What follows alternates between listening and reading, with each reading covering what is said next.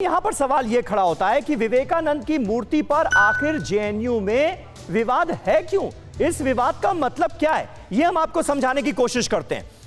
यह देखिए, JNU campus में 3 साल पहले स्वामी विवेकानंद की प्रतिमा लगाई गई और यह बनकर पूरी तरह से तैयार हुई, लेकिन अनावरण जो है वो लटका रहा। जेएनयू कैंपस में 3 साल पहले स्वामी विवेकानंद की यह प्रतिमा लगाई गई थी और ये उसी प्रतिमा का हम जिक्र कर रहे हैं जिसका कल प्रधानमंत्री नरेंद्र मोदी ने अनावरण किया है। शरारती तत्वों ने स्वामी विवेकानंद की मूर्ति को क्षतिग्रस्त करने का प्रयास किया और इस तरह की खबरें कई बार जेएनयू कैंपस से हमारे पास आई और विवेकानंद की मूर्ति के चबूतरे पर विवादित बातें भी लिख दी गई, जिसका चारू प्रज्ञा अभी जिक्र कर रही थी। कुछ आपत्तिजनक नारे थे वो मूर्ति के इर्द गिर्द लिख दिए गए थे, उसको लेकर भी विवाद हुआ।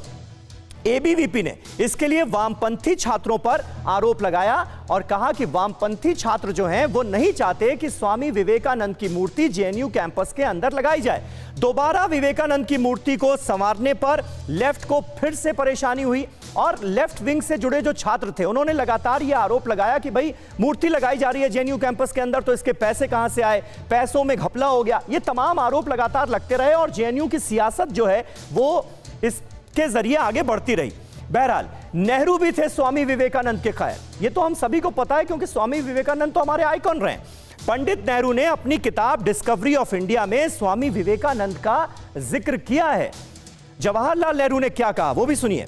विवेकानंद का मुझ पर और मेरी पीढ़ी पर गहरा असर है। तो स्वामी विवेकानंद की जिंदगी से तो हर कोई प्रभावित हुआ है, पंडित नेहरू भी प्रभावित थे।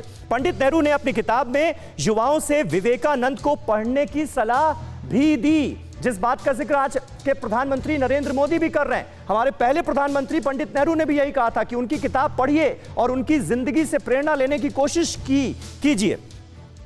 तो ये तमाम वो बातें हैं जिन्हें हमें ध्यान रखना चाहिए, लेकिन अब जब विरोध होता है तो सवाल ये उठता है कि आखिर ये विरोध क्यों?